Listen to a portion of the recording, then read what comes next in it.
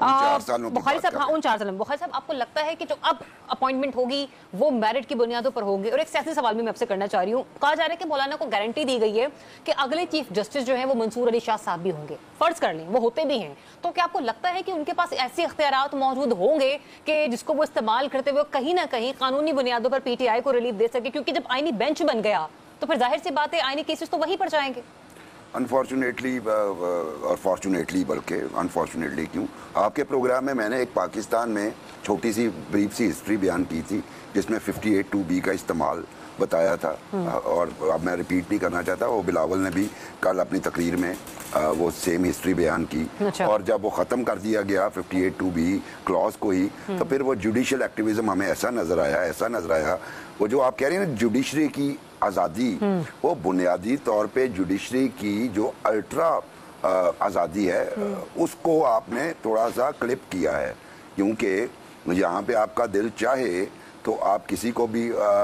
ये आज़ाद साहब उस वक्त सुप्रीम कोर्ट बार के गालिबन प्रेसिडेंट थे जब वो मशहूर ज़माना फैसला आया था कि you are confined in this court till rising of this court in 30 second, और एक प्राइम मिनिस्टर घर चला गया था, तो वो भी एक आज़ादी थी। फिर मेमो गेट पे सुओ मोटो लेना, वो भी आज़ादी थी, क्या फ़ायदा हुआ मुल्क में,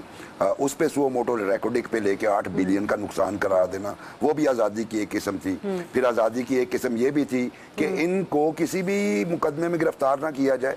और जो आने वाले मुकदमात आपने करने हैं इनके खिलाफ, उनमें गिरफ्तारी भी सुप्रीम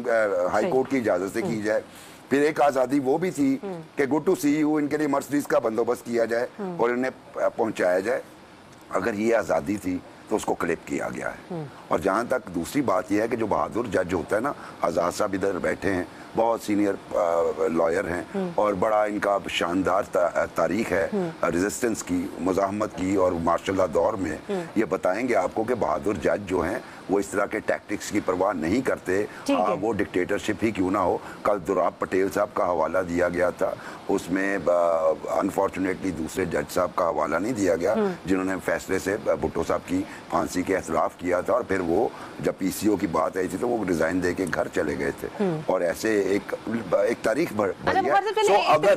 अगर मंसूर अली शाह साहब इंतहाई अपराइट आदमी है, मैंने आपके प्रोग्राम में कहा कि he is the best choice, और अगर वो इतने अपराइट है ना तो इस तरह की चीज़ों का उन पे कोई फ़र्क नहीं पड़ेगा। हाँ, फ़र्क पड़ेगा कमज़ोर जजेस पे जिनके फ्लॉज हैं, जिनको फैसले लिखने नहीं आते, ये आज़ाद साहब इधर तशरीफ फरमाएं, ये मेरी बात को एंडोर्स करेंगे, या जिनका वो दागदार माजी है या हाल है, उनको फर्क पड़ेगा। जो स्ट्रॉन्ग जजेस हैं उन्हें ऐसी चीजें फर्क नहीं डालती। अच्छा, चलिए, मेरा एक सवाल यहाँ पर ये भी है कि जजेस के हवाले से तो बहुत सारी बात होगी, लेकिन अब जिस के आपने कहा ना कि जो अदलिया को मिली भी अल्ट्रा आज़ादी थी उसकी कटिंग की गई है, जो कि आपकी नज़र में ठीक भी है, ऐसा होना भी चाहिए, पार्लियामेंट के पास ज़्यादा इख्तियार होने चाहिए जिसे आवाम के वोट के जरिए मुंतखब किया गया। लेकिन एक तो ये क्वेश्चन है